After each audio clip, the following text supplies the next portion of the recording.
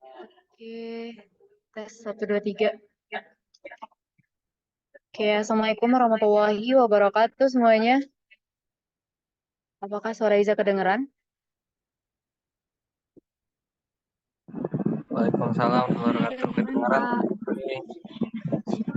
Oke, terima kasih. Oke, selamat malam semuanya. Walaupun ini udah malam ya, tapi kita usahain semangat kita tetap semembara. Siap. Nah, gimana nih kabarnya teman-teman semuanya yang hadir di acara Designscape hari ini? Boleh nih berkabar di chatnya. Alhamdulillah sehat, Kak.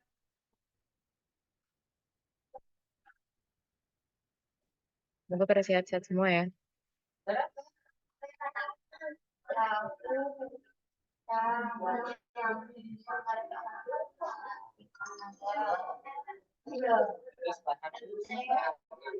Oke. Nah, semoga dalam keadaan sehat semua ya. Amin. Nah, mungkin sebelum masuk ke acaranya, di sini Niza buat eh, mungkin menjelaskan sedikit tentang Designscape ini, apa Designscape ini. Yaitu Designscape sebuah seminar UI UX design di mana dapat membantu teman-teman untuk deep dive dalam kemampuan UI UX desainnya bersama pakar-pakar yang insya Allah wow banget gitu dengan sesi yang interaktif dan teks yang atas yang akan teman-teman dapatkan nantinya. Nah, untuk tema Designscape sekarang ini yaitu bisa teman-teman lihat di layar kita yaitu Journey to Excellence in UI UX Design, Overcoming Hurdles and Elevating Skills. Nah, khususnya untuk tema hari ini yaitu Crafting Empathetic Experiences, Flow of Creating Insightful Data from US Research. Mungkin selanjutnya. Nah, sebelum itu kita say ini kalau Dimas Often bisa nggak? Soalnya Dimas lagi boleh, boleh silakan. Em, sebelum masuk acaranya, kita say thank you dulu nih untuk partner-partner kita, yaitu ada BMKM FTI Universitas Andalas, Hima Prodi Sistem Informasi Universitas Duta Bangsa Surakarta, Hima Informatika Universitas Andalas, Hima Teknologi Komputer Universitas Andalas, Perhimpunan Mahasiswa Informatika dan Komputer Nasional Wilayah 2, Google Developer Student Clubs Universitas Andalas, Hima Teknik Informatika KM Institut Teknologi Padang, dan yang terakhir yaitu ISEC in Unan.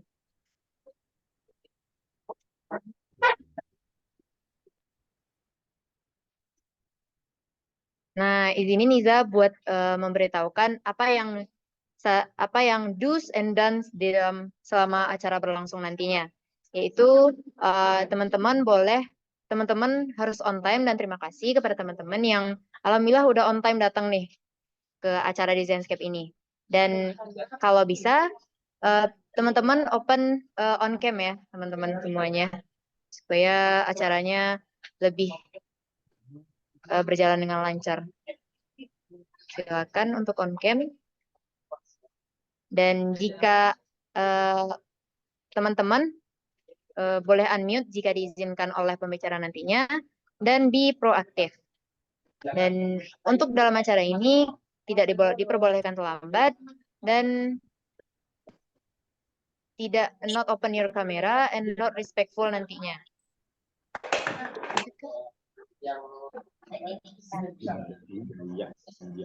Oke, mungkin tadi Iza udah ngomong dari tadi belum sempat perkenalan diri nih. Nah, izinkan perkenalkan nama aku Iza Trimalinda dari Sistem Informasi Angkatan 22 di Universitas Andalas. Salam kenal semuanya. Apa aja? Selanjutnya, Kak. Nah, mungkin terlebih dahulu mari kita sama-sama dengarkan kata sambutan nih dari Ketua Himpunan Mahasiswa Sistem Informasi UNAN 2023-2024 kepada Saudara Arif Wahyudi, disilakan. Oke, terima kasih untuk Iza sebagai moderator. Assalamualaikum warahmatullahi wabarakatuh. Pertama-tama puji Tuhan kepada Allah Maha Esa yang telah memberikan rahmat dan karunia-Nya sehingga kita dapat berkumpul di Zoom meeting ini untuk melakukan berbagi ilmu lah dari speaker ke peserta nantinya. Salam salam, marilah kita junjung pada Nabi besar Muhammad SAW yang telah memberikan rahmat dan karunia-Nya dan telah membawa zaman dari jahiliyah ke zaman berilmu pengetahuan seperti saat ini. Nah, mungkin kata bukanya nggak panjang-panjang ya. Mungkin buat teman-teman peserta dari seminar ini bisa mengambil ilmu dari pembicara atau speaker nantinya, ambil ilmu itu sebanyak-banyaknya dan bisa diterapkan di dunia perkuliahan atau di dunia pekerjaan nantinya. Harapan selanjutnya semoga ilmu ilmu ini berguna. Terus semoga acaranya lancar dan tidak ada kendala. Mungkin lupa terima kasih juga kepada Divisi Media Kreatif Himpunan Mahasiswa Sistem Informasi yang telah melaksanakan program kerja seminar ini untuk membangun jurusan kita atau membangun dari teman-teman kita maupun Universitas Andalas supaya lebih mengenal apa itu desain dan sebagainya macamnya supaya di era digital saat ini, desain sangat diperlukan dalam hal-hal penting tersebut. Mungkin sekian dari kata pembukaan saya, tidak panjang. Kalau saya kata mohon dimaafkan. Assalamualaikum warahmatullahi wabarakatuh. Waalaikumsalam warahmatullahi wabarakatuh. Terima kasih kepada Bang Arif Wahyudi. Selanjutnya, Kak. Wah, sebelum masuk ke inti acara kita nih, kita mau cek dulu nih teman-teman semuanya. Boleh nih di kolom chat penuhkan kolom chatnya dengan mood teman-teman masing-masing. Gimana nih? Ada yang ngumpulin mood belajar kah? Atau ada yang tetap santai tapi siap untuk belajar? Dan ada yang terakhir nih, super excited nih. Ayo, silakan. Penuhkan chatnya dengan moodnya. Ayo guys, teman-teman. Lebih excited. Mana nih yang lain nih? Wah, membara semua nih. Kece. Aduh.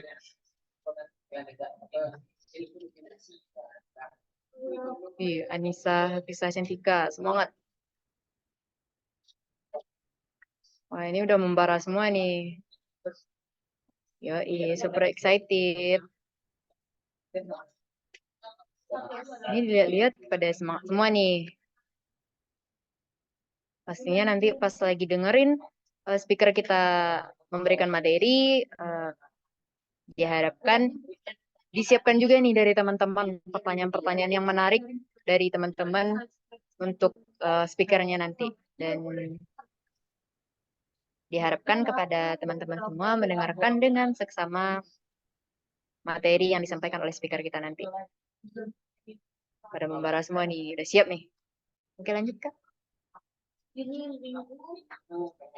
Nah, masuk nih kita ke acara intinya. Tapi sebelum itu, pasti teman-teman kepo nih, siapa sih speaker kita hari ini? Nah, bisa dilihat dari layar teman masing-masing. Itu ada speaker kita yaitu Kak Priska Della, seorang UX Researcher Intern at tiket.com. Mungkin Iza izin memperkenalkan secara singkat terlebih dahulu siapa itu Kak Priska Della ini. Nah, let's take a look at her experience. Pernah graduate from Tomsk Polytechnic University in Rusia. Wow, keren banget nih materi kita hari ini. Dan di tahun 2023 juga pernah menjadi UX Researcher Intern di harisenin.com. Dan juga pernah menjadi UX Researcher Intern di Sempage. Dan sekarang menjadi UX Researcher Intern in tiket.com. Mungkin tanpa berlama-lama kita sambut saja nih materi kita, speaker kita. Halo Kak Priska, selamat malam Kak. Halo semuanya, malam. Salam kenal ya. Makasih udah dikenalin. Oke Kak, sama-sama Kak. Wah, gimana kabarnya Kak hari ini? Excited ya, sama ya nggak sabar mau sharing gitu sama teman-teman semuanya di sini. Oke, pemateri kita juga excited. Teman-teman juga harus excited lagi kan, Kak, dan mendengarkan materi yang akan Kakak berikan. Oke, mungkin tanpa berlama-lama, kita langsung saja ya, Kak. Mungkin ke saya Iza, persilakan kepada Kak Priska untuk memulai materinya, Kak. Oh gitu. Oke, aku bisa share ya udah ya. Silakan, Kak.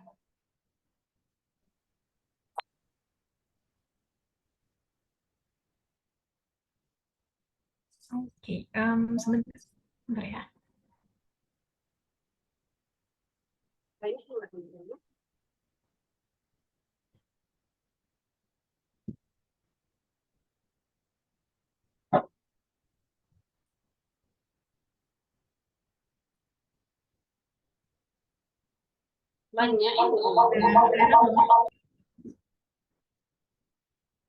Udah kelihatan share screen-nya? Sudah, Kak. Oke, makasih sebelumnya, makasih banget untuk Himpunan Mahasiswa Sistem Informasi di UNAN ya, udah ngasih kesempatan buat aku untuk sharing sama teman-teman malam ini. Makasih juga buat teman-teman yang udah datang. Kita di sini ya sesuai udah diperkenalin tadi ya, aku juga masih intern, jadi masih belajar. Jadi aku pengennya di sini kita semua sama-sama belajar aja. Jadi aku juga bisa belajar dari kalian, kalian juga bisa belajar dari aku kayak gitu. Jadi ya udah gitu di sini kita sesi sharing discussion aja kayak gitu. Oke, seperti yang udah dikenalin sebelumnya, itu nama aku Priska, sama experience aku. Kemudian kalau teman-teman mau connect sama LinkedIn aku, ayo connect gitu ya. Sama kalau mau lihat portofolio aku bisa diakses di Notion di link ini. Nanti panitia bakal share slide-nya juga kan ya. Oke, nah mungkin sebelum mulai nih, aku tuh penasaran ya, teman-teman yang di sini tuh pada udah kuliah, udah mulai memahami mengenai user experience kah? Kayak gitu atau gimana? Boleh komen, boleh di chat dulu nih, mau lihat.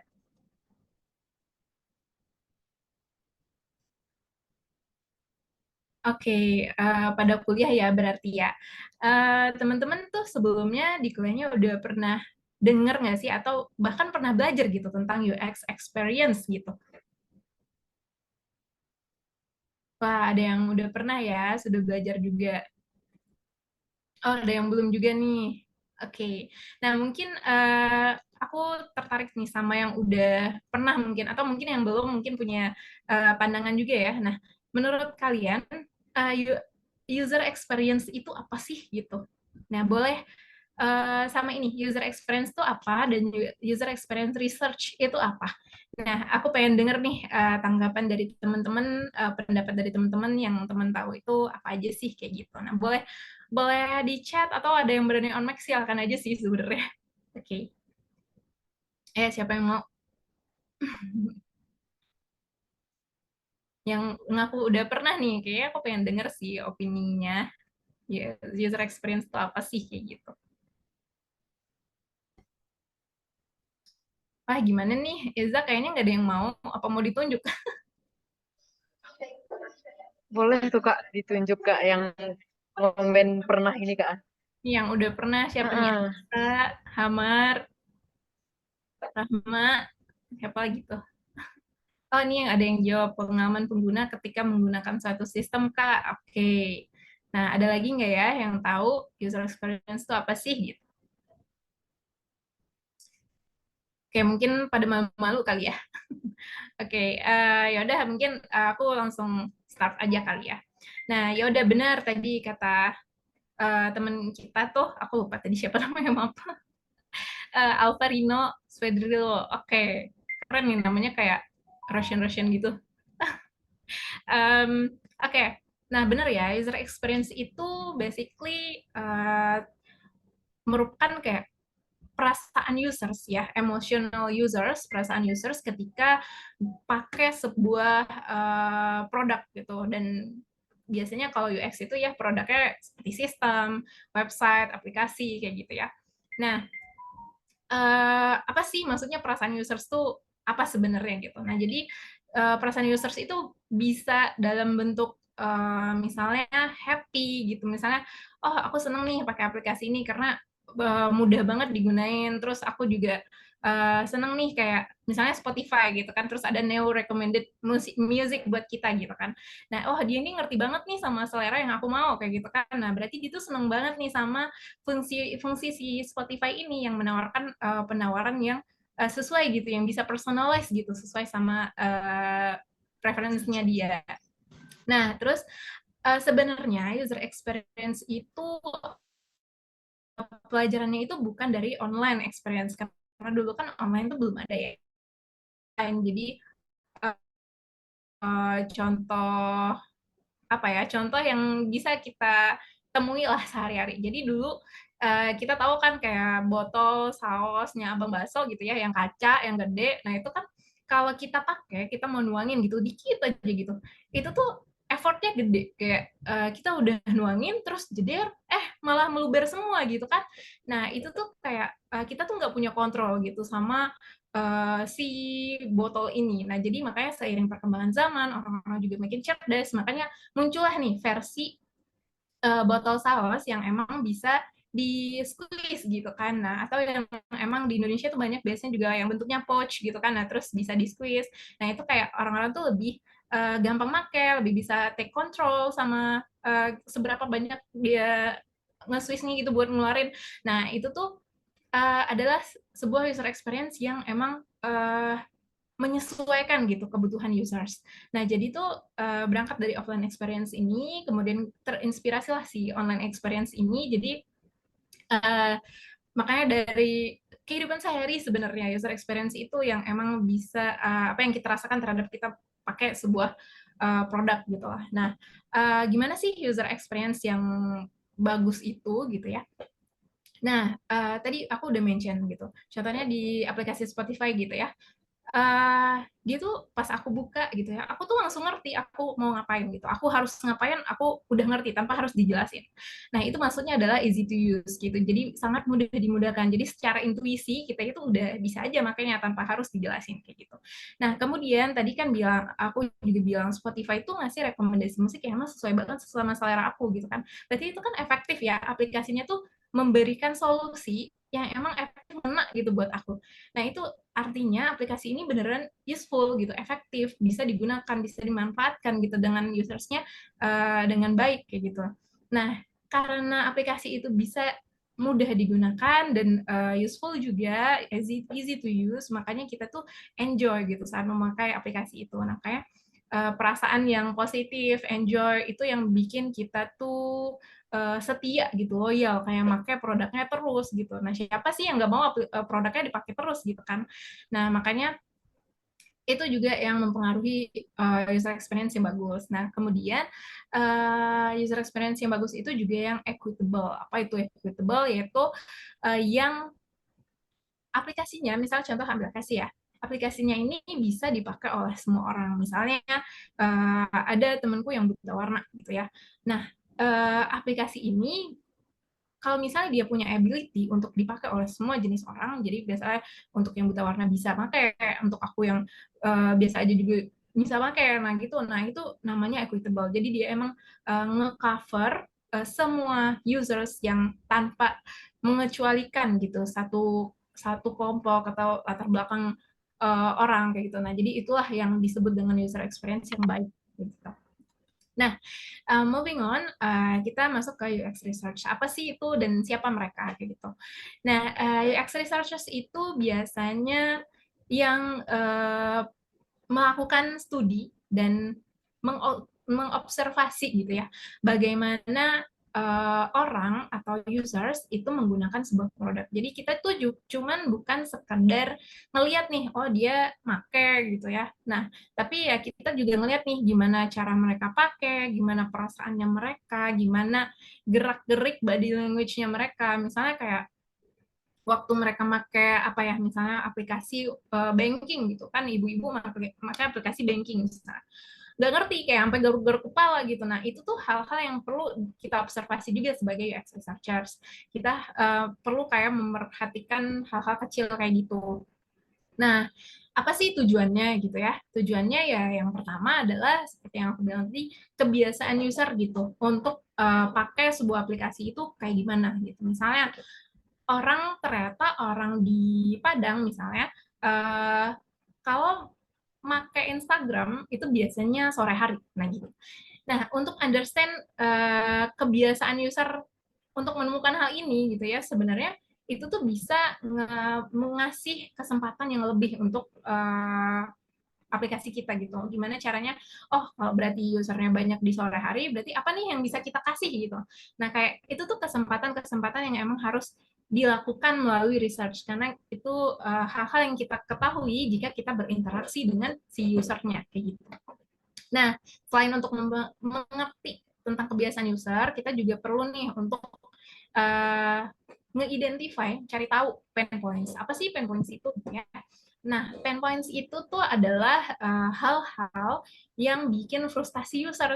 Seperti yang aku bilang tadi, ada ibu-ibu mau pakai aplikasi finance gitu ya, tapi dia sampai garuk-garuk kepala, nggak ngerti ini apaan sih, kayak gitu kan. Nah, itu adalah pain points yang perlu kita dalami gitu, kita cari ketahui gitu kan.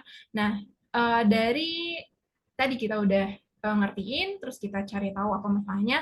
Nah, soal UX research itu juga harus di-demand untuk provide solution. Nah, jadi solusinya apa nih untuk ibu-ibu yang tadi gitu kan, yang yang emang bisa nge-solve gitu masalah itu.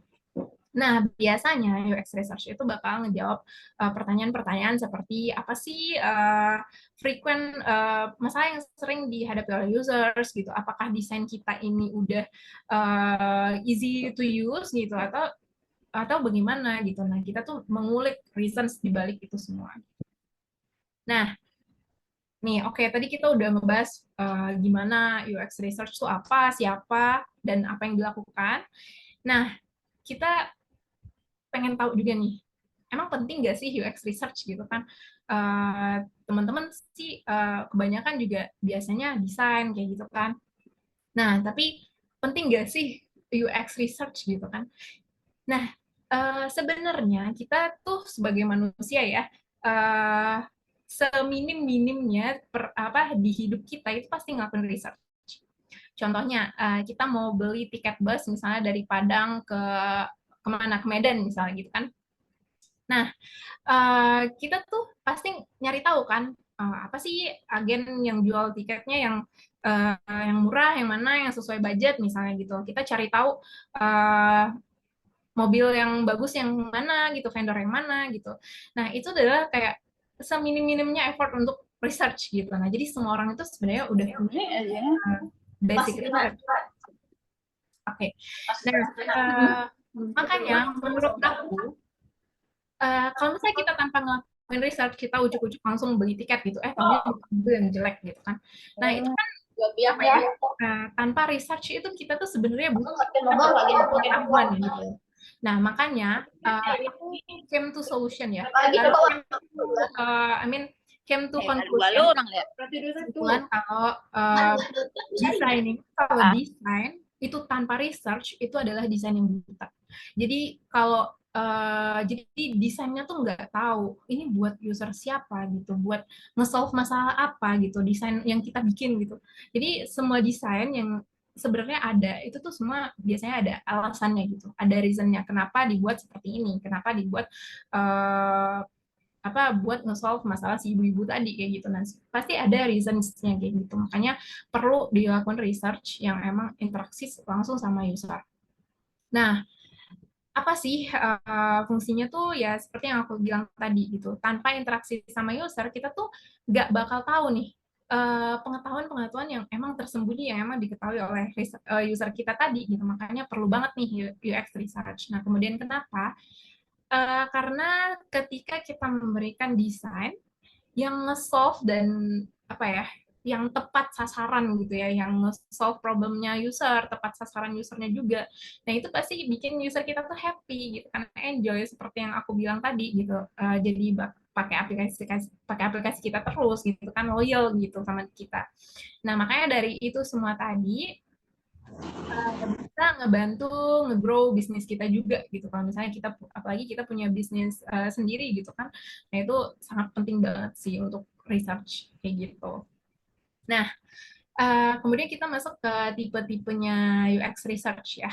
Nah, sebenarnya kalau teman-teman pada kuliah sih yang ngelakuin penelitian harusnya juga udah aware gitu sama research gitu. Jenisnya ada kuantitatif sama kualitatif. Nah, kuantitatif itu biasanya ngejawab pertanyaan seberapa banyak gitu kan, dan hasilnya itu berupa data, angka gitu kan, nggak jauh-jauh dari itu. Persentase gitu ya, kayak nggak jauh-jauh dari itu karena dia berbentuk kuanti kayak gitu. Nah, metode yang dipakai itu biasanya ada survei, ada A/B testing, semua metode yang digunakan untuk nge-collect data numbers ini gitu. Nah, metodenya mungkin nanti beberapa akan aku jelasin secara singkat ya. Nah, sementara ini kita bahas tipenya dulu. Nah, kemudian kita pindah ke kualitatif nih. Kualitatif itu biasanya yang ngejawab pertanyaan kenapa gitu. Nah, misalnya kita dapat data kuanti kalau misalnya yang pakai aplikasi kita itu ternyata cuma orang Padang gitu kan. Lah, kenapa cuma orang Padang yang pakai gitu? Kenapa orang lain nggak pakai? Nah, makanya kita perlu pakai si kualitatif ini untuk ngejawab kenapa ya gitu. Kenapa yang pakai? Nah, jadi itu kita perlu cari tahu tuh. Nah, biasanya metode yang dipakai itu adalah usability testing, in-depth interview, diary studies. Nah, ini juga metode-metode yang digunakan untuk capture insight kualitatif. Gitu. Nah, ada juga nih, ada yang juga yang pakai mixed methods. Jadi emang dia emang nge-combine metode kuantitatif sama kualitatif di dalam satu research. Biasanya kayak gitu.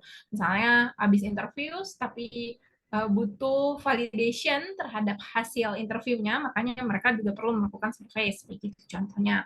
Dan nanti data ini pun akan dikawinkan gitu, dikorelasikan gitu antara data kuanti sama kualitatif kayak gitu. Nah, kemudian tipenya research berdasarkan fase. Nah, ini juga menarik nih, teman-teman pasti mungkin yang udah belajar ya, udah aware sama design iteration. Design iteration itu cycle proses dalam mendesain gitu ya, kayak ada design thinking, terus ada double diamond, kan ada itu proses-prosesnya, ada cycle terhadap ngedesain gitu ya. Mungkin juga bakal dijelasin di next webinarnya ya, di berikutnya yang UX design atau UI design. Nah, jadi tuh di dalam cycle ini research akan terlibat sebenarnya di setiap cycle. Research itu pasti akan selalu ada kayak gitu. Nah, pertama adalah generative research atau biasanya orang-orang juga nyebutnya exploratory, discovery, foundational, strategic. Nah, itu biasanya satu meaning kayak gitu. Cuman emang orang-orang tuh berbeda nyebutnya. Nah, apa sih generative research? Biasanya generative research ini ada untuk menjawab pertanyaan kita tuh mau bikin apa ya? Nah gitu. Kita tuh mau bikin apa? Emang user kita punya problem apa gitu? Terus gimana kita mau nge-solve-nya? Nah, berarti kita tuh kan mulai dari awal gitu kan. Nah, jadi emang nge-generate ide dari awal gitu.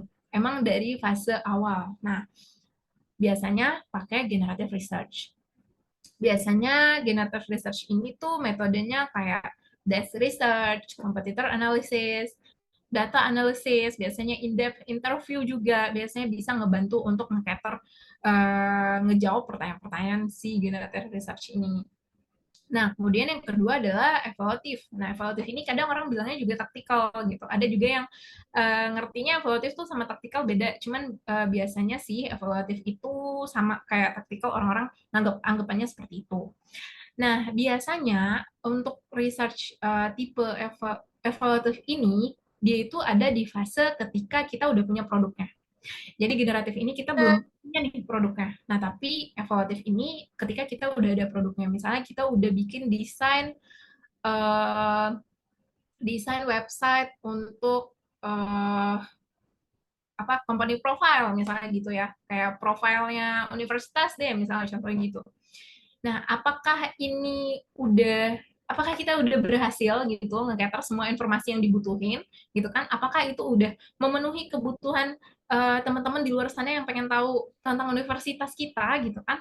Nah, itu adalah research evaluatif gitu. Jadi kita mengevaluasi produk yang udah ada, desain yang udah kita buat gitu ya. Apakah itu udah memenuhi kebutuhan user kita kayak gitu. Nah, biasanya sih ini melalui kayak usability testing, concept testing, atau A/B testing juga biasanya. Nah, jadi emang itu yang cater untuk menjawab pertanyaan-pertanyaan ini. Nah, lalu tadi kan aku udah mention tuh beberapa kayak usability testing, in-depth interviews, itu apa sih semuanya? Nah, di sini aku bakal ngejelasin kayak secara singkat, karena kan kita juga punya waktu terbatas ya, sedangkan kayak materi yang aku mau bawa itu adalah materi bisa dibilang 1 semester gitu. Jadi yang dibawain cuma 1 jam gitu, gimana gitu kan. Nah, jadi aku bakal berusaha jelasin sehingga teman-teman tuh juga tahu ngerti gitu ya. Nah, tadi usability testing itu apa sih? Nah, jadi kita itu ketika kita udah punya produknya. Nah, kita mau testing nih apakah desain kita nih mudah dimengerti sama user, apakah user tuh ngerti makanya gitu kan. Nah, jadi di situ kita observasi. Jadi prosesnya adalah kita punya rancangan desain, biasanya kita uji ke user, kita lihat cara gimana dia make, kita lihat cara dia interaksi, ngelihat ekspresinya juga kayak dia bingung nggak sih gitu, atau dia emang ngerti-ngerti aja gitu kan.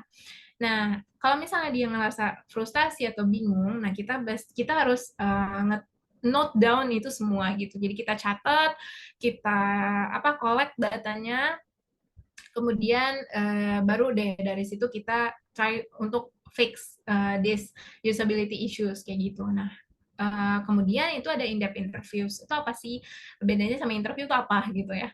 Sebenarnya interview itu yaudah emang basically proses di mana kita bakal nanya-nanyain users gitu kan, nanya-nanyain pengalamannya users secara verbal gitu kan. Nah, bedanya mungkin in-depth interviews itu akan lebih dalam terhadap sebuah spesifik topik gitu. Biasanya dia bakal lebih detail, lebih dalam, lebih ada contoh use case-nya itu pasti ada.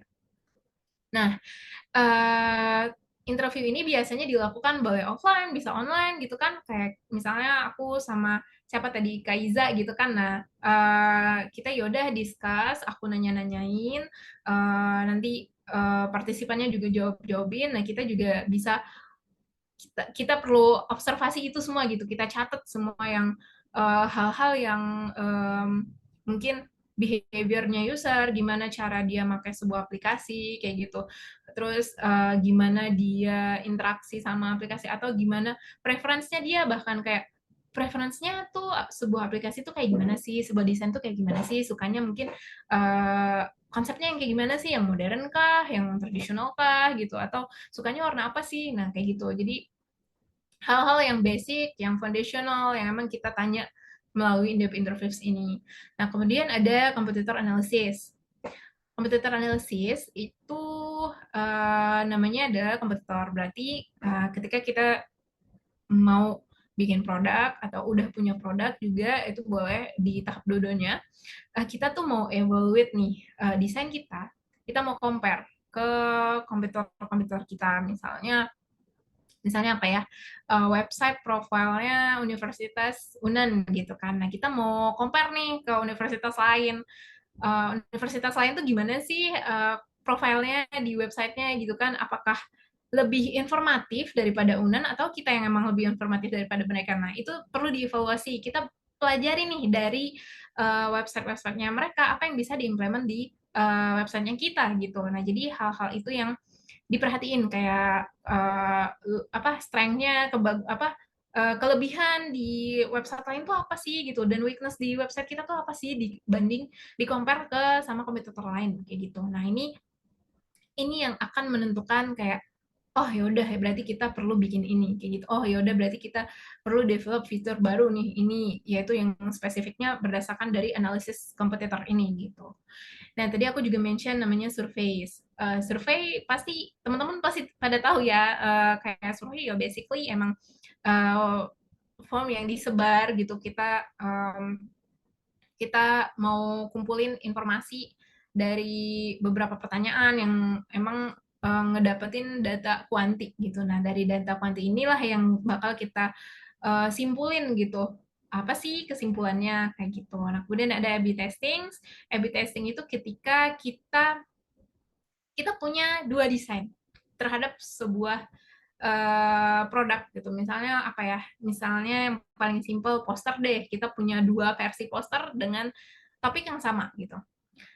Tapi kita bingung mau pakai yang mana ya gitu. Dua-duanya kayak sama bagus deh menurut kita gitu kan. Nah, tapi gimana menurut users gitu. Nah, jadi ya udah kita lempar aja nih ke users, menurut mereka bagusnya yang mana.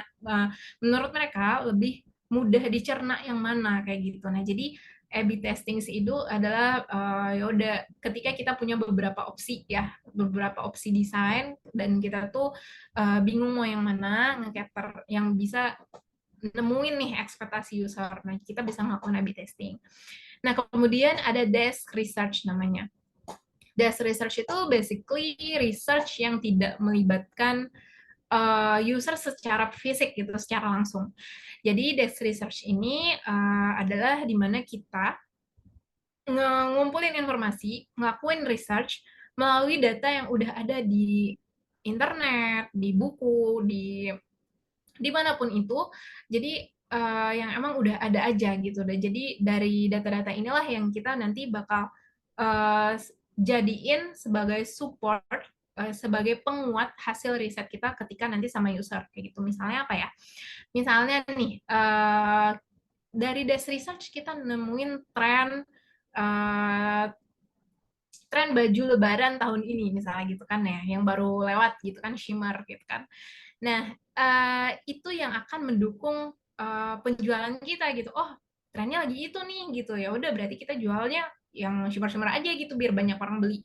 Nah, jadi itu yang dimaksud dengan desk research. Jadi research ya dari data yang udah ada di internet kayak gitu, dari data yang udah ada di buku, di internet ataupun di jurnal-jurnal di yang udah dipublish secara official kayak gitu. Jadi kita pelajari dari mereka yang udah melakukan research duluan kayak gitu. Nah, kemudian diary studies. Diary studies ini menurut aku salah satu metode riset yang menarik ya. Karena ketika kita itu bakal, contohnya gini, misalnya aku mau research, pengen tahu nih orang tuh hidup kayak gimana sih dari bangun tidur sampai dia tidur lagi sampai ke next day-nya gitu. Nah, disinilah kita ngelakuin diary study. Di sini kita tuh yaudah mengamati kegiatannya dia sehari-hari tuh ngapain, bangun jam berapa, pagi-pagi buka aplikasi apa gitu, pagi-pagi ngecek apa gitu. Nah, itu yang kita pelajari gitu, behavior-behaviornya mereka kita pelajari melalui diary studies ini. Kemudian kita bakal punya jurnal nih, kayak yaudah kayak bikin diary aja, kayak dari pagi ngapain sampai malam ngapain. Nah, dari behaviornya ini yang akan nanti kita simpulin, oh ternyata behavior dia kalau buka email itu pagi hari setelah bangun tidur. Nah gitu, jadi hal-hal yang seperti itu yang akan ditemukan melalui diary studies ini. Nah yang terakhir ini mungkin jarang banget nih yang tahu, karena ini menurut aku masih baru dan cukup menarik sih untuk dilakukan. Jadi namanya adalah workshop research. Workshop research ini biasanya dilakukan ketika kita lagi minim ide terhadap desain kita tuh mau ngapain sih gitu, kita mau bikin apa sih gitu, terus gimana sih ngatasin masalah user kita nggak tahu solusinya apa gitu.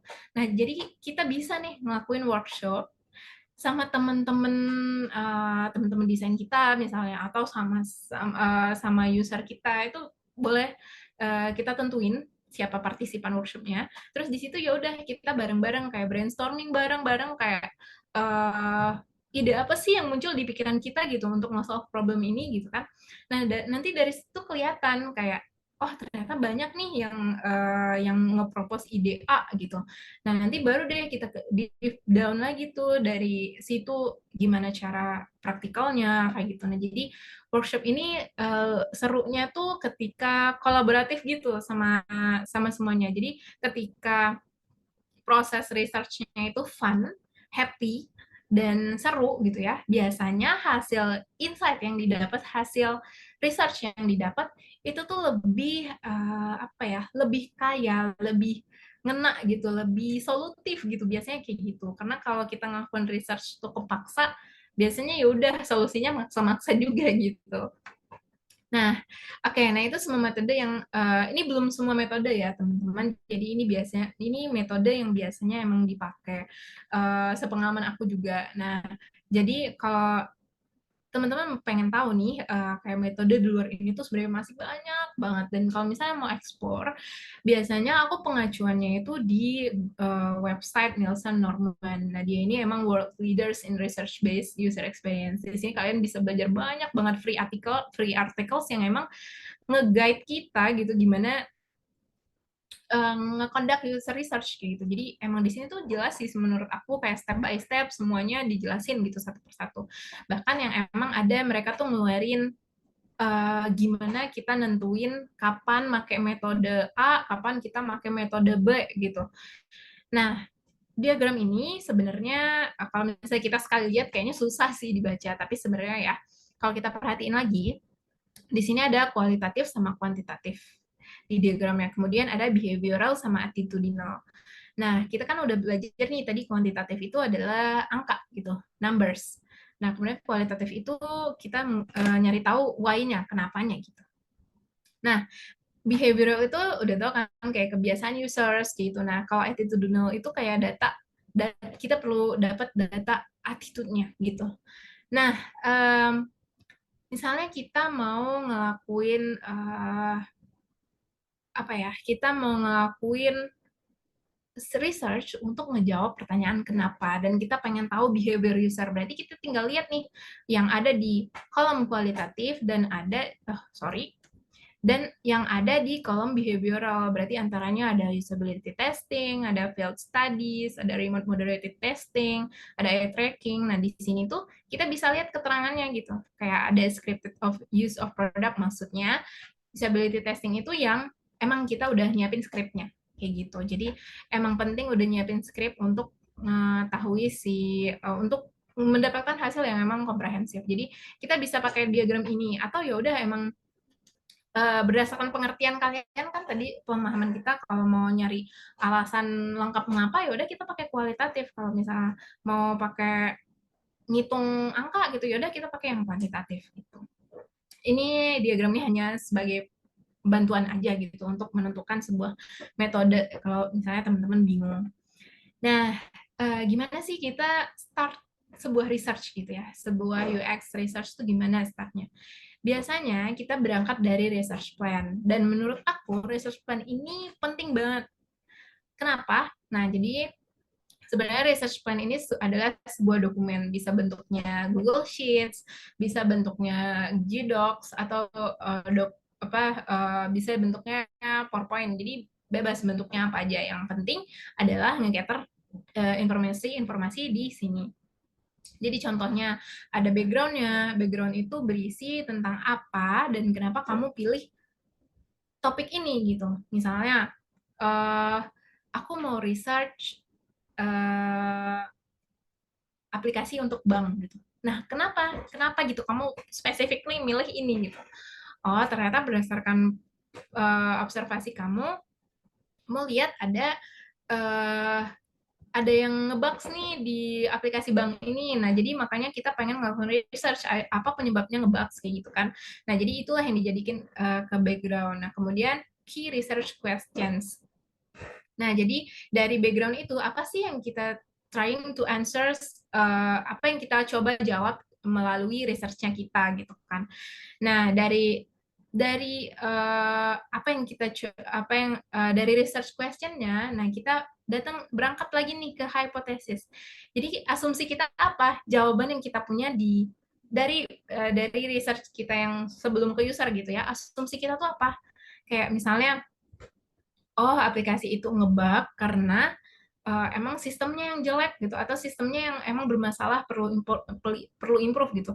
Nah itu asumsi dari kita yang perlu kita validasi gitu. Nah jadi hipotesis itu adalah asumsi, masih asumsi gitu. Jadi nah dari asumsi ini, dari asumsi sama research question yang tadi kita punya, berangkatlah kita ke next objectives. Nah jadi untuk dari hipotesa kita, dari question kita tuh trying, kita itu mencoba untuk nge-solve masalah apa gitu.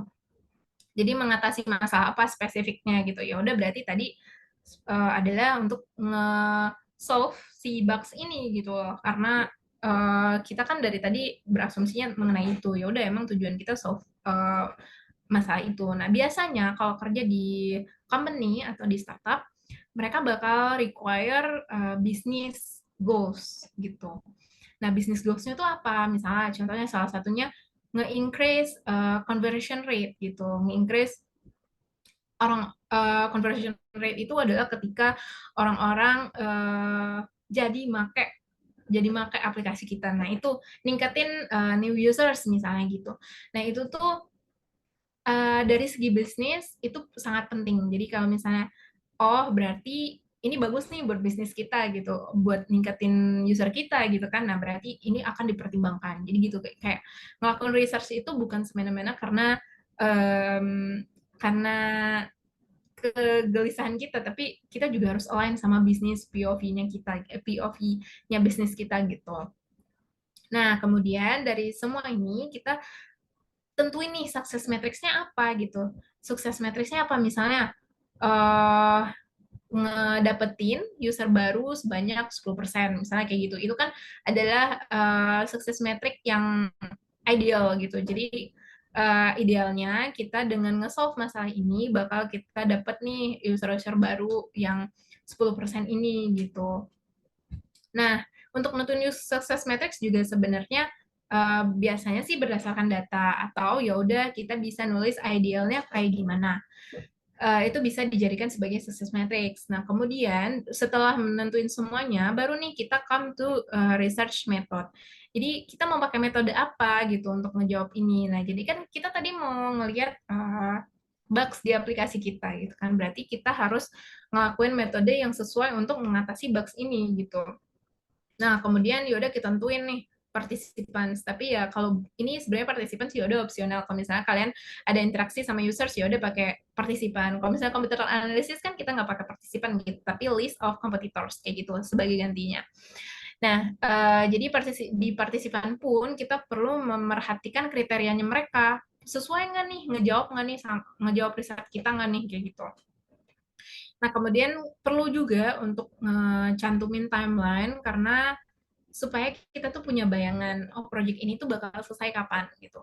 Punya bayangan, oh proses research plan ini bisa dilakukan selama 2 hari misalnya, sisanya yaudah kita nge-conduct research. Jadi supaya kalau misalnya kita kerja di company, mereka tuh punya bayangan, oh research-nya nanti bakal selesai bulan ini, nah jadi bulan 2 kita udah bisa ngedevelop kayak gitu. Jadi emang itu penting untuk bayangan si bisnis. Nah kemudian research guidelines itu apa sih? Nah gitu, jadi sebuah panduan ya, tentang bagaimana kita nge-conduct research-nya kita, kayak gitu. Nah mungkin aku bakal kasih sebuah contoh research plan kali ya. Sebentar, mungkin aku try to share. Wait, give me a second.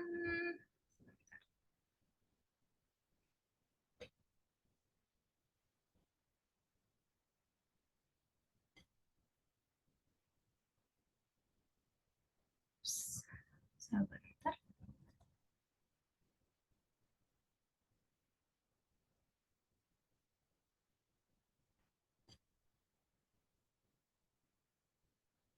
Oke, nah, ya, share. Oke, nah udah kelihatan ya. Nah jadi tuh di sini aku udah runutin nih outline-nya, kalau background, research question, hypothesis, objectives, semuanya udah aku runutin. Nah, ini aku perlu remind ya teman-teman, ini adalah versi lengkapnya. Dan sebenarnya research plan itu boleh simpel banget, nggak perlu terlalu too texty kayak gini, boleh singkat aja, misalnya background-nya apa, kayak 2 sentence aja, 2 kalimat aja itu boleh.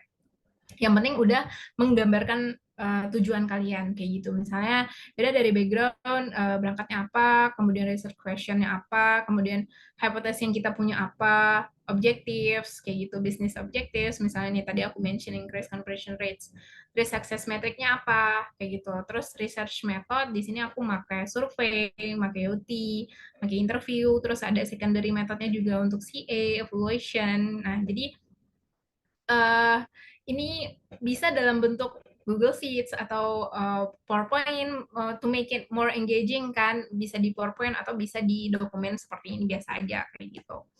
Nah, tadi yang aku mau kasih lihat tuh kayak research guideline. Jadi di sini yaudah kayak kita ngasih tahu key question, misalnya kita mau ngelakuin interview ya. Jadi di sini tuh kita tulis nih key questionnya apa, goals-nya apa gitu untuk mengetahui user preferensi atau gimana. Nah, itu penting dijabarin juga sih sebenarnya. Tapi sometimes it's okay kalau misalnya mau hanya key kata kuncinya aja kayak gitu. Nah, oke, aku back to deck-nya, bentar. Oke, nah tadi kan udah lihat ya, sebentar.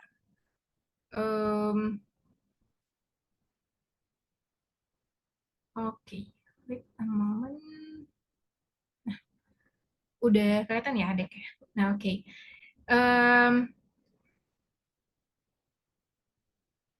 Yep. Nah, research plan-nya udah kelihatan. Jadi tadi udah lihat dan sedikit udah punya bayangan ya. Nah, kemudian gimana sih caranya kita tuh dari data collection tadi yang udah kita lakuin, kita udah nge-conduct research, terus gimana sih kita caranya nge-analyze data ini gitu loh. Nah, jadi gimana sih apa tuh insightful insights gitu, apa sih itu. Nah, jadi insights itu adalah hal yang kita pelajari dari data yang kita kumpulin. Nah, insightful insights itu adalah hal yang dipelajari itu adalah yang sangat menjawab gitu, maksudnya sangat membuka pengetahuan gitu, yang pengetahuan yang kita baru temukan gitu, maksudnya kita memahami user tuh ternyata kayak gini gitu. Nah, contohnya di sini prosesnya ada 2, ada analyze, ada synthesize, cuman tidak terpaku pada ini ya. Ini hanya guide buat kita semua ngelakuin research, tapi boleh berbeda dengan style, gaya, dan masing-masing ya. Nah, biasanya aku di awal itu bakal analyze dulu. Analyze itu ngapain sih? Analyze itu untuk dari semua data yang kita dapetin, dari data mentah yang kita dapat, nah itu tuh aku berusaha untuk nge-grouping dia, nge-sort dari misalnya nge-grouping kategorize-nya masuk ke kategori apa, kemudian nge-sort dari seberapa penting sama seenggak penting, nah gitu, diurutin, dikelompokin, kayak gitu kelompok raw datanya, data mentahannya. Kemudian aku masuk ke synthesize, setelah aku ngelompokin, setelah aku ngurutin, nah baru tuh aku buat kesimpulan gitu. Kesimpulannya tuh apa, terus key findings-nya tuh apa, kayak gitu. Nah contoh ya yang raw data, gimana insights gitu ya. Nah, jadi raw datanya misalnya user waktu di interview dia ngomong bilang, tadi pesan makan apa dan di mana ya? Oh, jadi ini misalnya interview tentang usability testing tentang gimana user pakai aplikasi pemesanan makanan misalnya. Nah, jadi dia tuh lupa kayak tadi mesin apa ya, di mana ya? Aku harus ulang cek dari awal lagi deh gitu. Nah, itu raw data yang kita dapetin, data mentah yang kita dapetin dari user. Nah, gimana kita ngolahnya jadi insights? Nah, itu adalah berarti kita simpulin, kita simpulin nih, oh, ternyata user itu gampang banget lupa gitu tentang apa yang udah mereka order gitu. Kenapa? Jadi mereka tuh butuh back and forth gitu. Jadi kayak back lagi, ke depan lagi, back lagi gitu kan di aplikasi, kayak perlu ngecek lagi gitu misalnya apa. Nah, ini tuh insights gitu, sebuah insight yang ternyata aplikasi kita tuh kurang apa gitu. Nah, jadi dari insight ini kita bisa nyimpulin ternyata aplikasi kita nih kurang reminder kali ya, atau kurang kurang ngejelasin tadi mesen apa gitu, nggak ditampilin di halaman ini, harusnya ditampilin di halaman ini gitu kan, misalnya contohnya kayak gitu. Jadi insights itu yang simpulan yang emang uh, nge-cater si data ini kayak gitu. Nah, of course tadi kan kita udah analyze data kita, kemudian kita tuh mau kasih solusi gitu ya. Nah, solusi yang baik tuh gimana sih? Solusi yang baik, desain solution yang baik itu adalah ketika desainnya itu actionable. Apa sih itu actionable? Actionable itu ketika solusi desain kita itu ya udah emang bisa dilakukan gitu loh. Bukan hal-hal yang hanya diimajinasi gitu, bukan hal-hal yang impossible gitu dilakukan. Misalnya, oh aku punya desain solusi bikin desain apa bilangnya teleport gitu kan. Itu sangat berimajinasi gitu kalau teleportasi.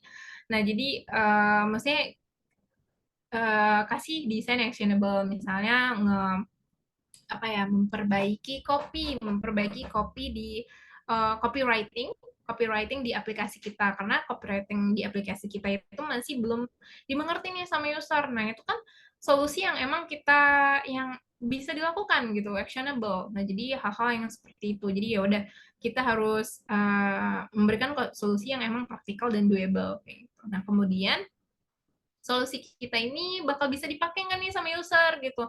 Percuma kan kita udah capek-capek bikin solusi, tapi ternyata nggak bisa dipakai sama user dan nggak bakal dipakai gitu sama users.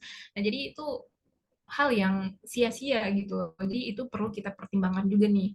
Nah, terus yang paling penting adalah solusi kita itu adalah user centric. Maksudnya user centric itu adalah based on kebutuhan user kita gitu loh. Jadi bukan kita yang mengada-ngada gitu loh, tapi emang ini tuh desain berdasarkan kebutuhan user kita dan yang align dengan bisnis tujuan bisnisnya kita gitu. Jadi percuma juga kan kalau misalnya kita bikin desain yang sesuai mau user tapi nggak align sama bisnis kita gitu kan. Misalnya kita lagi di bisnis mobile banking gitu, tapi misalnya mobile banking terus yang satu nge-solve tentang gimana masukin music ke mobile banking kita. Nah, itu kan kurang align gitu. Jadi uh, itu perlu dipertimbangkan kayak gitu, hal-hal yang seperti itu. Emang contohnya tadi mungkin agak aneh, mungkin nanti kalian setelah terjun ke lapangan baru ngerasain nih kayak gimana praktikalnya. Nah, kemudian setelah kita kasih solusi, setelah analyze, kasih solusi semuanya, nah kita sampai ke report. Apa sih gunanya report? Kenapa harus ada report gitu kan? Ya, setelah kita analyze semua data, masa ya kita simpan sendiri gitu kan? Nah, jadi semua data yang kita dapat, solusi yang kita punya, pasti kan kita bakal share nih ke tim designers misalnya, ke tim product managers misalnya, atau ke stakeholders yang lain gitu kan. Nah, makanya itulah kita perlu report. Nah, report yang baik itu gimana sih? Nah, nggak mungkin nih kita ngasih data mentah-mentah tadi ke report kita. Nggak mungkin. Karena, kenapa? Karena yang ngerti data mentah itu cuma kita gitu loh. Kalau kita kasih lihat ke tim desainer kok malah pusing ngelihatnya ini apa gitu. Jadi, report yang baik adalah gimana kita nyampein informasi, semua informasi yang udah kita dapat nih, gimana kita olah lagi supaya tim desain tuh ngerti apa yang kita dapat gitu. Nah, jadi sebuah report itu mungkin bakal mengandung beberapa poin ini. Jadi yang pertama overview untuk kayak beda backgroundnya apa, apa yang telah kita lakukan juga selama research tuh prosesnya gimana aja gitu. Nah, kemudian baru deh kita masukin finding summary. Nah, di finding summary ini perlu yang kita perhatiin bahwa ini tuh harus structurized gitu. Jangan report yang berantakan, jadi desain yang ngedengernya itu malah kamu tuh ngomong apa sih? Nah, kayak gitu. Jadi kayak sulit dimengerti gitu. Jadi, nah, bagaimana caranya seorang UX research itu bisa mempresentasikan hasil uh, research mereka tuh dengan bahasa yang mudah dicerna, mudah dimengerti kayak gitu. Nah, itu juga sebuah challenge sih bagi aku juga sebagai UX research, karena ketika mempresentasikan hasil research kita tuh ke orang-orang yang bukan researchers gitu, itu ada gimana ya, kita harus nganggap mereka tuh nggak tahu apa-apa, kita harus explain semua dari awal sampai akhir, dari A sampai Z gitu, harus jelas sampai mereka tuh mengerti gitu loh. Nah, itu sebuah tantangan juga nih buat UX researcher. Nah, kemudian dari summary yang kita jelasin, nah kita juga jabarin nih how might we questions. Nah, how might we question pasti teman-teman di sana pasti sering sih dengar how might we gitu kan. Nah, itu adalah possible opportunities yang kita dapat dari finding summary, terus possible opportunities yang bisa kita lakukan itu apa aja, nah gitu. Nah, kemudian baru list of solutions. List of solutions itu dia udah berisi kayak strategi untuk memanfaatkan opportunity ini. Strategi kita tuh apa sih, kayak gimana sih strateginya dari A to Z gitu kan, gimana step by step solusinya tuh kayak gimana. Nah, itu yang dibutuhin dari seorang UX researcher gitu. Jadi basically urutan ini sebenarnya itu depends dari project kita juga. Jadi gimana kita tuh harus mikir, muter balikin otak ya, gimana caranya buat nyampaikan hasil riset kita itu mudah dicerna. Jadi urutan ini sebenarnya nggak selalu seperti ini, bisa jadi mungkin list of solution-nya itu setiap ada funding summary kayak gitu. Nah, bisa jadi itu tergantung kepada kebutuhan masing-masing lagi. Jadi perlu di-adjust lagi gitu. Nah, seperti tadi yang aku udah mention, ini kayak perlu diperhatiin gimana kalian nge-structurize presentasi kalian, gimana bahasa kalian tuh jadi mudah dimengerti gitu kan. Gimana kita nge-avoid semua jargon atau istilah-istilah yang kita doang yang tahu gitu. Nah, jadi itu perlu ya diperhatiin. Nah, kemudian apa ya, dari pengalamanku, kalau misalnya kita punya engaging storyline atau cara menyampaikan presentasi itu nge-engage gitu ya, nah itu adalah nilai plus. Jadi stakeholders tuh malah jadi mau dengerin kita gitu kan. Nah, jadi itu yang nilai plus juga kalau misalnya mau presenting report ini gitu. Nah, kemudian sebagai UX researchers pasti kita punya bias. Apa sih bias gitu ya? Bias itu ketika gini nih. Contoh misalnya uh, aku tuh lagi interview misalnya aku lagi interview sama temenku gitu. Nah, temenku ini jadi aku tuh punya pertanyaan yang emang leading gitu. Maksudnya leading question tuh apa? Jadi contohnya kayak gini. Kamu pasti suka sama BTS kan misalnya gitu. Nah, itu kan sebuah pertanyaan yang mengarahkan, oh, kalau kamu jawabnya nggak suka BTS, berarti aku nggak satisfy gitu sama jawaban kamu. Nah, itu adalah pertanyaan-pertanyaan yang bias gitu. Kita nggak boleh utarain pertanyaan yang seperti itu gitu loh. Nah, selain juga itu pertanyaannya bias, teman kita yang kita tanya ini jadi ke pressure juga kan mau jawab, aduh gimana nih, padahal aku nggak suka BTS gitu kan. um, Masa aku harus jawab suka gitu kan. Nah, jadi di situ adalah bias-bias yang perlu dihindari. Sebenarnya bias itu ada banyak banget yang ada ya, kalau misalnya lihat di jurnal-jurnal di internet atau bahan-bahan pelajaran lain, sebenarnya bias itu banyak banget. Jadi bias itu sebenarnya bisa ngelit kita ke konklusi yang salah gitu. Jadi hasil riset kita tuh nggak bakal representatif itu kalau misalnya kita pakai bias ini gitu. Misalnya tadi kan aku udah bilang kayak confirmation bias itu ya salah satunya tadi yang leading question gitu kan. Nah, terus observer bias itu ketika kita lagi interview orang, terus kita kayak wajahnya jutek gitu, terus kayak marah gitu. kan partisipan kita tuh jadi takut sama kita gitu loh. Jadi juga mereka tuh pasti kayak tertekan mau jawab gimana gitu kan. Nah, jadi itu bukan jawaban anesnya mereka gitu, jawaban jujurnya mereka itu bukan. Nah, itu adalah bias juga yang perlu kita hindari. Jadi sebenarnya bias itu banyak, cuman di sini aku sampaikan beberapa yang sering terjadi kayak gitu. Nah, mungkin itu sih materi yang sangat singkat dari aku dari awal dan aku berusaha juga ngejelasin semuanya. Mungkin ada beberapa part yang emang masih belum mengerti dan biasanya itu butuh praktikal butuh praktek gitu, butuh praktis yang emang butuh praktis yang berulang sampai kita tuh terbiasa sama dunia UX research ini kayak gitu. Nah, ya udah kayaknya itu dulu. Makasih buat teman-teman yang udah dengerin. Aku harap juga materinya sangat bermanfaat juga teman-teman bisa ngebantu teman-teman lebih mengenal UX research dan lebih mengerti juga betapa pentingnya UX research gitu ya.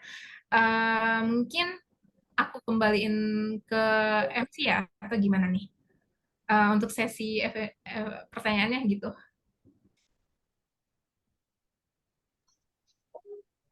Mungkin kita buka aja langsung ya Kak. Silakan. Dari mungkin bisa ambil alih. Izin ya Kak, ambil alih dulu. Ya, silakan. Mungkin, nah dari materi yang udah dijelasin secara rinci nih dari Kak Priskanya, mungkin dari teman-teman ada nggak yang pertanyaan tentang kepo nih, tentang gimana sih UX research itu gitu? Ada nggak sih dari teman-teman? Boleh raise hand.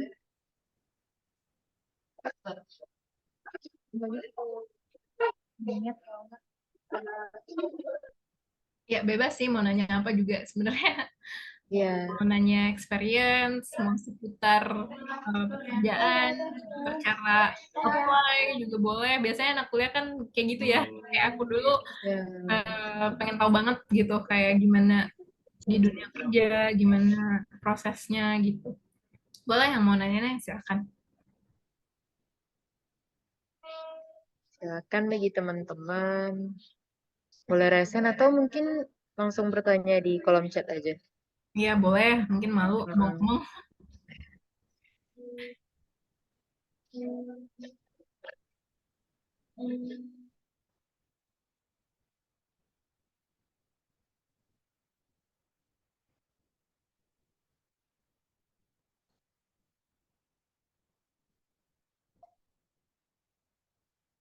Ya paling sambil nunggu yang ada mau yang nanya ya, ada tambahan aja sih dari aku kayak misalnya sebenarnya UX research itu nggak sekompleks kalau untuk kita entry level itu nggak akan sekompleks itu gitu loh.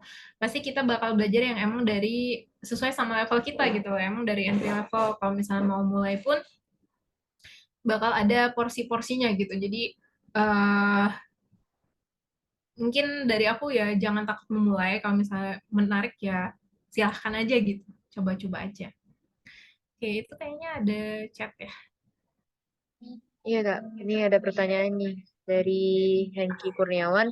Kak, izin bertanya, boleh share nggak value apa yang membedakan Kakak dari banyaknya UX researcher? Keterampilan apa nih yang perlu diperhatikan? Ya, ya. Boleh nih Kak Priska Nah, sebenarnya dijawab. oke, aku start dari generalnya ya. Kalau secara general, sebenarnya UX researcher itu, seorang UX researcher itu pasti punya gaya riset ataupun cara mereka melakukan riset itu yang berbeda-beda gitu ya. Nah, kalau misalnya dan itu pun nggak masalah dan kayak nggak ada salah dan benar gitu yang paling penting perlu diperhatikan itu adalah gimana kita proses penyampaiannya, delivernya gitu ke orang supaya orang tuh ngerti apa yang kita lakukan gitu. Nah, eh, kalau dari pengalaman aku ya di dunia kerja gitu ya, aku tuh banyak banget ketemu senior atau teman yang sepantaran juga research-nya itu emang beda-beda gitu loh. Dan kita tuh nggak bisa maksa gitu, oh kamu harus kayak gini dan aku harus kayak dia gitu, itu nggak bisa maksa. Yang penting adalah hasilnya itu bisa disampaikan dengan baik dan menjawab masalah yang udah yang lagi dipertanyakan gitu. Nah tadi kalau misalnya keterampilan apa nih yang perlu diperhatiin gitu ya, sebenarnya seorang UX researcher itu yang paling penting adalah empathy. Gimana kita show rasa apa ya, rasa eh, peduli kita kepada user. Peduli ini bukan dalam artian kasihan kayak gitu, enggak ya. Peduli ini dalam artian kita pengen tahu gitu. Pengen tahu apa yang dihadapi users gitu.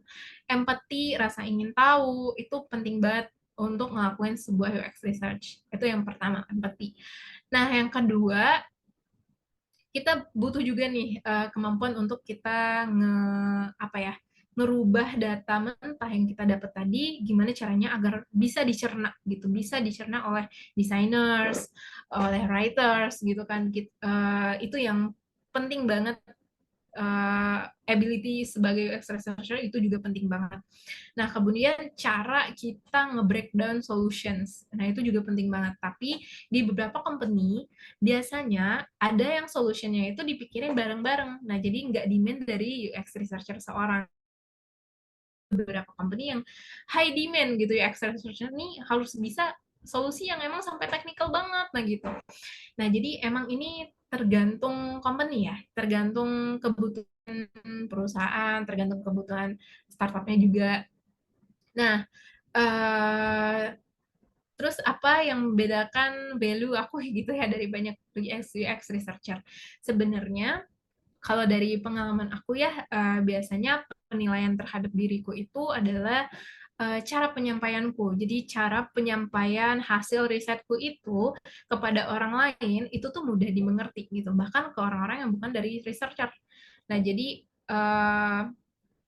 itu adalah ngebantu banget nih bikin pihak-pihak lain tuh mengerti. Misalnya kalau kita kerja di startup gitu ya, kita bikin pihak marketing atau komersil, nah itu tuh ngerti apa mau kita, apa mau user. Nah itu tuh eh, tanpa dengan kata-kata yang sulit mereka tuh ngerti gitu. Nah jadi itu hal yang emang penting juga gitu yang perlu diperhatiin. Kayak gitu sih jawaban dari aku. Semoga ngejawab ya Hengki Kurniawan ya. Ya, kalau misalnya ada yang belum jelas, boleh tanya lagi aja. Ya. Oke, terima kasih Kak atas jawabannya. Mungkin dari Hengki Kurniawan udah cukup atau ada lagi yang mau ditanyakan? Atau dari teman-teman yang lain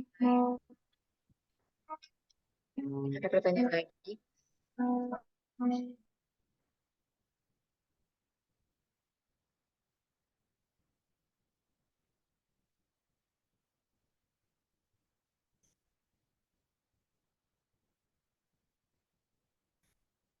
Ada capek kali ya, malam-malam. Itu dari habis long day, hari Jumat. Kemudian, ya teman-teman silakan ya mau nanya apa aja. Oke Kak, ini ada satu lagi nih Kak. Dari Zikri Fahrul Hidayat. Kak, Ya. untuk portofolio UXR yang baik dan benar itu gimana Kak? Oke, Boleh Kak, silakan. portofolio UXR itu, menurutku ya, portofolio UXR itu yang benar gimana caranya kita menunjukkan proses desain kita gitu loh. Proses research kita gitu. Nah, misalnya di portofolio itu kamu bakal jelasin nih project A. Di project A kamu ngapain aja gitu.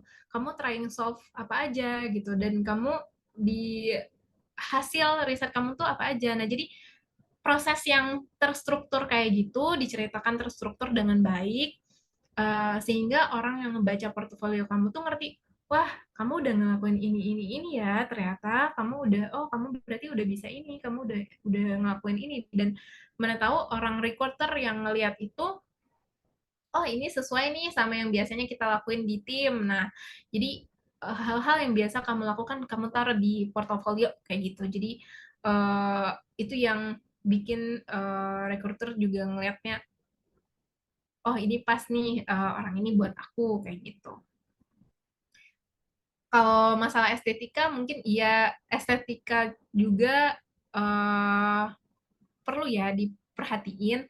Cuman estetika juga kayaknya nggak perlu yang berlebihan. Kalau misalnya kita nggak desainnya mungkin masih kurang gitu ya. Nah, sebenarnya nggak perlu yang berlebihan, seenggaknya portfolionya itu rapih dan enak dibaca, kayak runut gitu dan enak dibaca. Kayak gitu sih dari aku. Makasih ya untuk pertanyaannya. Oke Kak, terima kasih Kak. Mungkin dari Zikri cukup atau ada pertanyaan lagi?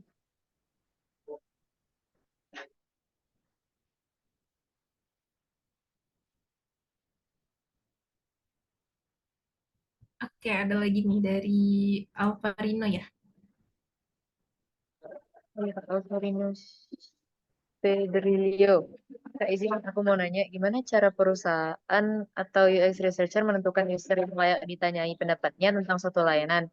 Karena kan kadang kalau sebar kuesioner atau survei sekalipun itu kadang salah target. Atau apakah memang ada kalanya supaya pengalaman pengguna itu dibuka seluas-luasnya? Ya, Silakan Kak. sebenarnya benar. Jadi tergantung kebutuhan risetnya. Misalnya,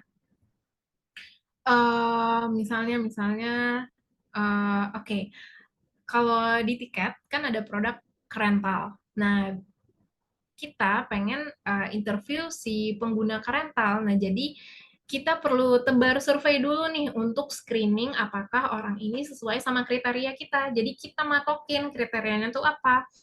Pengguna yang udah make karental minimal 2 tahun gitu misalnya.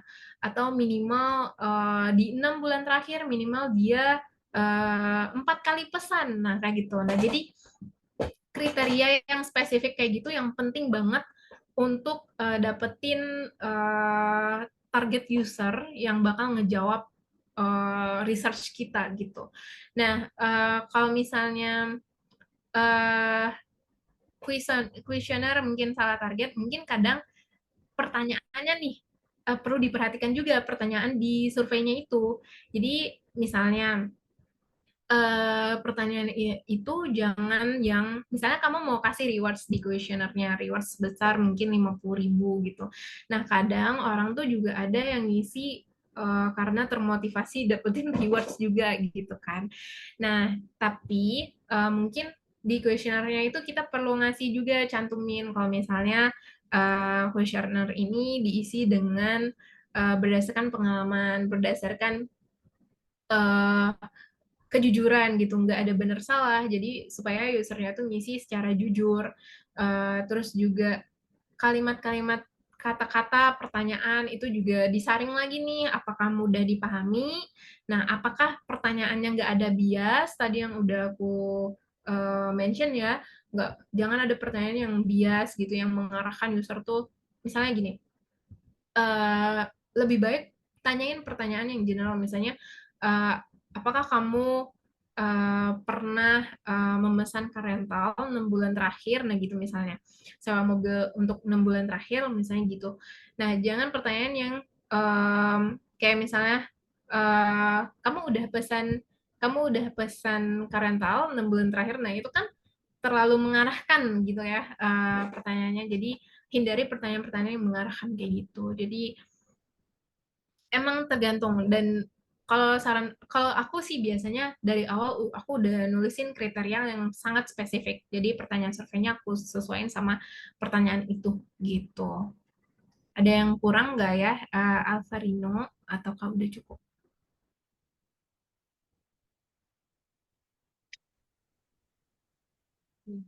Mungkin bagi Alvarino, apakah sudah cukup? Sudah, Kak. Terima kasih, Kak. Iya. Oke, nah ini ada Kak izin bertanya, ada Gatus yang bisa mempermudah untuk mengumpulkan data-data mentahnya, Kak. Oke, banyak ya sebenarnya. Bahkan ada AI yang untuk ngelakuin interview yang yaudah kita nggak perlu face to face, tapi yaudah dia show pertanyaannya, terus ada nanti di record gitu usernya ngomong apa, nah itu di record sama AI-nya. Nah, tapi ya kembali lagi kalau interview itu jika AI yang melakukan bisa jadi kan nggak nggak sekomprehensif itu gitu loh. Maksudnya kita apakah AI itu mampu memberikan follow up question yang sesuai sama research kita? Nah, itu kan belum tentu ya. Karena masih butuh AI pun masih perlu belajar gitu. Nah, jadi alangkah lebih baik kalau interview kayak gitu itu lebih baik untuk sekarang sih mungkin lebih baik langsung gitu bertanya, kita yang nanyain langsung gitu supaya kita juga paham gitu kan. Nah, kalau untuk tool survei, nah itu sebenarnya banyak banget kayak ada Typeform ya kan, Maze, anak kuliahan kayaknya juga tahu deh pada itu. Terus Survey Monkeys, nah itu kan uh, tools-tools yang mempermudah untuk dapat survei. Nah, ada juga ini ada namanya transcript.xyz. Nah, jadi habis ini kita nggak perlu lagi nih notulensi manual apa yang udah diomongin sama kan gitu kan, tapi ada AI yang emang langsung bisa menerjemahkan apa yang udah diomongin sama partisipan sama kita semuanya diterjemahin oleh si transkrip ini. Banyak kok toolsnya sebenarnya yang memudahkan, cuman untuk analyzing data biasanya AI itu masih nggak sekomprehensif kita yang melakukan analyzing datanya, tapi bisa menjadikan AI sebagai bantuan. Maksudnya kita nggak membatasi tanpa AI gitu ya, bukan. Tapi kita bisa jadiin AI sebagai bantuan gitu loh untuk ya udah ngebantuin kita analyze, mana tahu dia punya POV yang beda dari kita gitu loh. Jadi it's okay untuk gunain AI, cuman nggak sepenuhnya bertumpu pada AI kayak gitu. Kalau tools-tools untuk mempermudahnya tadi aku udah mention ya, ada kalau untuk survei ada Survey Monkeys, Typeform, Maze. Nah, kemudian kalau misalnya untuk bantu catat interview itu ada Transcript XYZ, jadi bisa diekspor aja kayak gitu. Oke, thank you Hamarzaki. Ya. Terima kasih Kak Priska atas jawabannya. Mungkin untuk Marzaki, apakah puas dengan jawaban dari Kak Priska?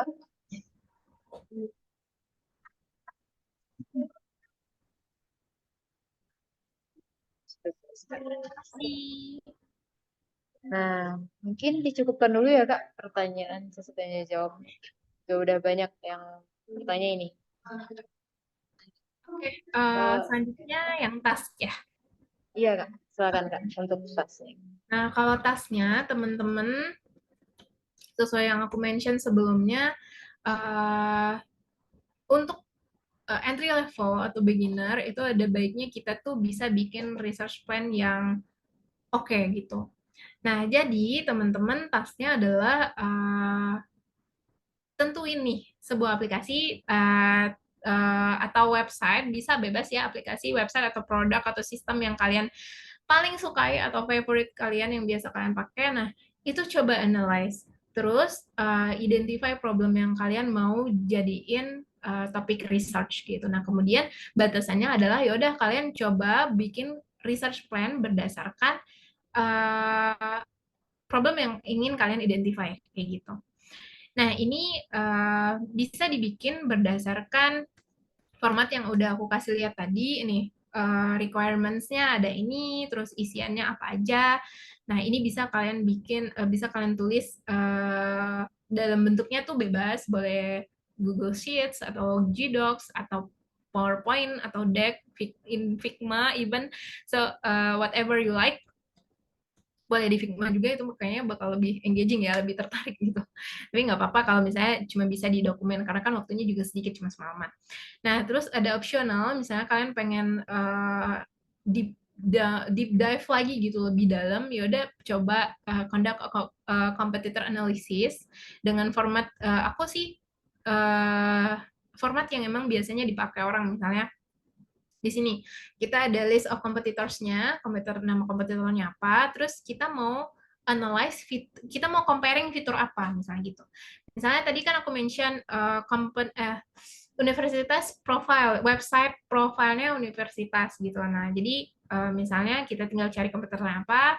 Nah, fiturnya berarti kan profilnya universitas gitu ya. Kita tentuin tuh strength-nya apa, weakness-nya apa. Nah, dari data ini apa yang kalian temukan kayak gitu. Nah, itu boleh tuh karena computer analysis, tapi ini optional aja ya. Kalau punya waktu dia atau pengen deep down lagi, deep dive lagi gitu, pengen praktek hal-hal yang simple terkait research. Nah, kemudian juga kalau misalnya mau kalau mau coba ya udah boleh silakan bikin reportnya kayak gitu. Tapi kalau untuk yang tas utamanya itu adalah bikin research plan-nya dulu aja. Dan kayak gitu. Oke. Ada lagi? Ada yang mau ditanyain?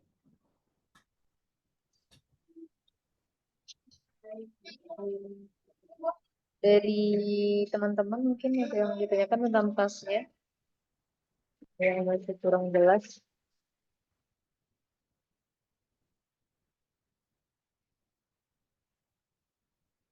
Ya, kalau ada yang belum ngerti, tanya aja ya.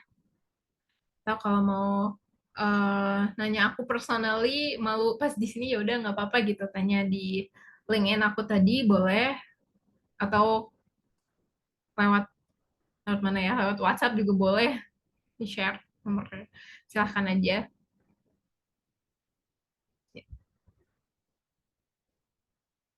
Atau mau kalau misalnya punya ketertarikan lebih dan mau sharing sama aku di luar sesi ini juga boleh, feel free ya untuk contact me gitu. Jadi let me know aja gitu.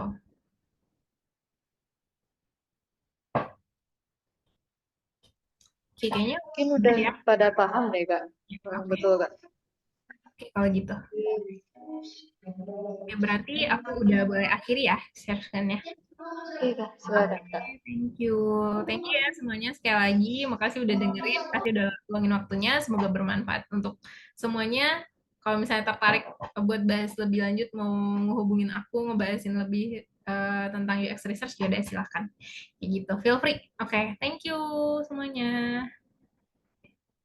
Terima kasih banyak Kak atas penyampaian materinya yang sangat wow, rincinya banget Kak. Tambah ilmunya buat kami semua. Mungkin sebelum lanjut sih, kita sesi foto bersama dulu nih Kak. Dengan bersama-sama teman-teman dari peserta Designscape.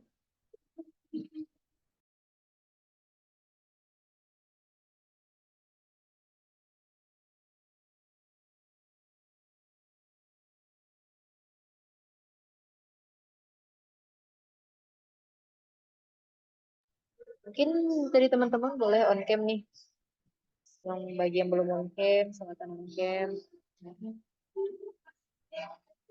Nah, eh, kita apa-apa ya. Satu, dua, tiga. Slide kedua. Satu, dua, tiga.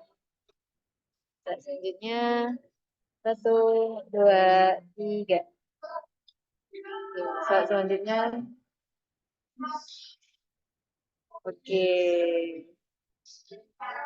Sekali lagi terima kasih ya Kak Priska atas ilmunya. Semoga ilmu yang disampaikan berkah. Amin.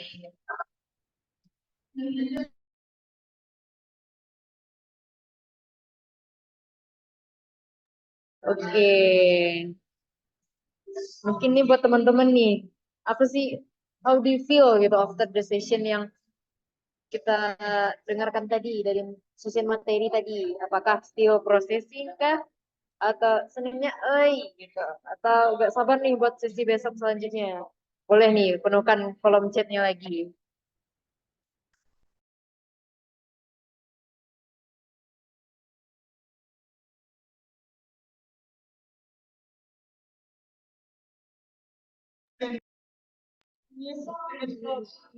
Eh, menyala, menyala Kak. Ezi, gas besok, gas. Semangat banget nih buat besok. Bara. Jadi pada nggak sabar buat besok nih ini ya. mungkin lanjut. Ya. Nah, misalnya yaitu mungkin bagi teman-teman boleh nih isi form kehadirannya, boleh di-scan via QR code-nya atau mungkin linknya. Itu akan terhitung apabila besok teman-teman sudah menyelesaikan tugasnya. Oke, udah pada selesai nih ya. Sekali lagi terima kasih kepada teman-teman yang udah hadir di sesi pertama ini. Semoga dengan ilmu yang teman-teman dapatkan, teman-teman dapat lebih semangat buat belajar tentang UI UX ini. Mungkin sekian ya, karena juga udah malam dan mungkin teman-teman ada kegiatan yang lain. Selamat mengerjakan kegiatan yang selanjutnya. Dari kami panitia mengucapkan terima kasih. Dari Iza pun mengucapkan terima kasih. Kalau ada kata-kata Iza yang salah mohon maaf. Terima kasih. See you tomorrow. Terima kasih. Assalamualaikum warahmatullahi wabarakatuh. Terima kasih, Kak. Sama-sama. Udah boleh live ya teman-teman.